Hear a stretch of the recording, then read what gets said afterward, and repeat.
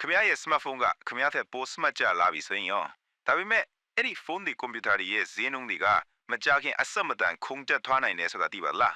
ဒါတွေမကသေးဘူးအာကာသတွေမှာ SpaceX ကတမိုင်းတစ်ရေးနေချိန်မှာကျွန်တော်တို့အရှိတောင်အာရှမှာတော့ cyber hacker တွေကခင်ဗျားရဲ့အချက်လက်တွေကိုခိုးယူဖို့ချောင်းမြောင်းနေပါတယ်ဒီနေ့ခေတ် tech blogger မှာဘာတွေဖြစ်နေတာလဲအားလုံးပဲမင်္ဂလာပါ2026ခုနှစ် April 9ရက်ဒီနေ့အတွက်အသစ်လွန်ဆုံး tech သင်တွေကိုအမြန်ဆုံးတင်ဆက်ပေးနေတဲ့ Technobat MM Channel ကနေကြိုဆိုပါရစေဒီနေ့မှာတော့ AI လောကကိုအုပ်စိုးနေတဲ့ Nvidia အကြောင်းကနေစလို့ဖုန်းတွေထဲရောက်လာတဲ့ on device AI ပြီးတော့ကဘာကြီးကိုပြောင်းလဲပစ်တော့မဲ့ quantum computing ထိလုံးဝလက်လွတ်ခံလို့မရတဲ့နည်းပညာသတင်းတွေကိုစုစည်းတင်ဆက်ပေးတော့ပါပထမဆုံးအနေနဲ့ AI လောကရဲ့ဘုရင်ကြီး Nvidia အကြောင်းပြောကြရအောင်အခုဆိုရင် Nvidia ရဲ့ share တွေကဒုံးပြန်တစ်စနေလို့ထိုးတက်သွားပြီကမ္ဘာတန်ဖိုးအကြီးဆုံးကုမ္ပဏီစရင်မှာထိတ်ဆုံးကရပ်တည်နေပါပြီဘာလို့လဲဆိုတော့လက်ရှိခေတ်စားနေတဲ့ AI model အကြီးကြီးတွေကို train ဖို့သူတို့ရဲ့ chip တွေကမရှိမချစ်လိုဟန်နေလို့ပါပဲဒီအရှင်ကရော့သွားမဲ့ပုံမပေါ်သေးပါဘူးဒါပေမဲ့တစ်ဖက်မှာစိန်ခေါ်မှုကြီးတစ်ခုရှိနေပါတယ် chip တွေ order အများများနေပြီမဲ့ semiconductor production ကဏ္ဍမှာ bottleneck တွေအကျက်အသေးတွေထင်နေပါတယ်ကုန်ကျန်းရှားပါမှုနိုင်ငံရေးပဋိပက္ခတွေနဲ့ဝယ်လိုအများများနေရတဲ့ကြောင့်မကြခင်မှာကျွန်တော်တို့သုံးနေတဲ့ဖုန်းတွေကွန်ပျူတာတွေရဲ့ဈေးနှုန်းတွေပေါ်မှာရိုက်ခတ်မှုတွေရှိလာနိုင်ပါတယ် chip တွေအကြောင်းပြောပြီးရင်တော့ကျွန်တော်တို့လက်ထဲက smartphone တွေအကြောင်းဆက်ကြမယ်အရင်လို cloud ပေါ်မှာပဲလှမ်းပြီးအလုပ်လုပ်စမ်းဖို့မဟုတ်ပဲဖုန်းထဲမှာတင်တိုက်ရိုက် run နဲ့ on device AI တွေပိုအားကောင်းလာပါတယ် Samsung ရဲ့ Galaxy AI ကတည်း Apple ရဲ့ Apple Intelligence အထိအခုဆိုရင်ဖုန်းတစ်လုံးဟာတာမန်ဖုန်းဆိုတာထက်ဆိုင်ကိုယ်ပိုင် personal assistant လို့ထည့်လာနေပါပြီ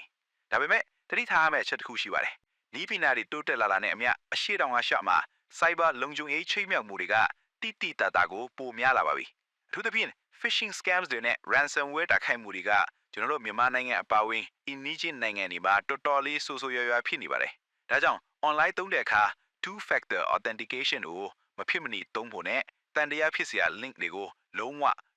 မနှိမ့်မိတော့အမြဲတတိပေးခြင်းပါတယ်ကဲကမ္ဘာပေါ်တဲ့အကြောင်းလေးပြီးပြီဆိုတော့အာကာသဘက်ကိုတစ်ချက်လွှဲကြည့်ရအောင် Elon Musk ရဲ့ SpaceX ဟာသူတို့ရဲ့နောက်ဆုံးတော့ဒုံးပြန်လွှတ်တက်အိမ်မှုကိုအောင်မြင်လွတ်ပြသွားပြန်ပါပြီဒါဟာအင်္ဂါဂရုကိုလူသားတွေစေလွှတ်ခွင့်နိုင်ဖို့ခြေလမ်းတစ်တစ်ခုပါပဲဒုံးပြန်ကိုလွှတ်တန်ယုံတင်မကမြေချင်းကိုအောင်မြင်စွာပြန်လဲဆင်းသက်နိုင်အောင်ကြိုးစားနေတာတွေကတကယ်လို့ sci-fi ရုပ်ရှင်တွေလို့အန်အောင်မခံပါ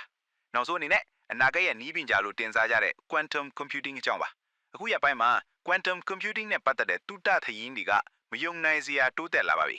တာမန် super computer တွေနှစ်ပေါင်းများစွာတွက်ချက်ရမယ့်အပိုင်းတွေကို quantum computer တွေကစက္ကန့်ပိုင်းတွင်အဖြေထုတ်ပေးနိုင်တော့မှာပါဒါဟာ CY နဲ့ရှားဖွေတာကအစ data security ထိအရာအလုံးကိုအမြင့်ကနေလွတ်ခါပြောင်းလဲပေးတော့မှာပါ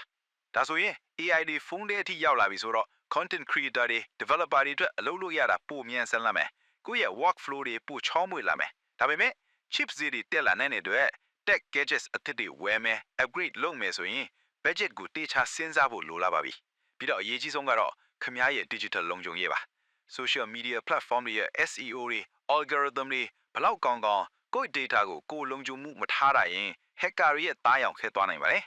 ခေတ်နောက်မကျချန်ခဲ့ဖို့အတွက်ဒီလိုအသစ်သက်ရှိသောနည်းပညာတွေကိုကိုယ့်ရဲ့နေ့စဉ်ဘဝမှာဘယ်လိုအကောင်းဆုံးအသုံးချမလဲဆိုတာစဉ်းစားရမယ့်အချိန်ရောက်နေပါပြီ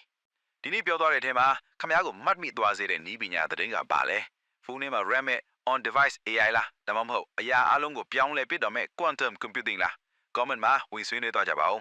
ဒီလိုအကျိုးရှိပြီး up to date ထိတဲ့ tech သတင်းတွေကိုကြည့်ချင်နေဆိုရင်တော့ like လေးနှိပ်ခဲဖို့နဲ့ subscribe လုပ်ထားဖို့မမေ့နဲ့နော်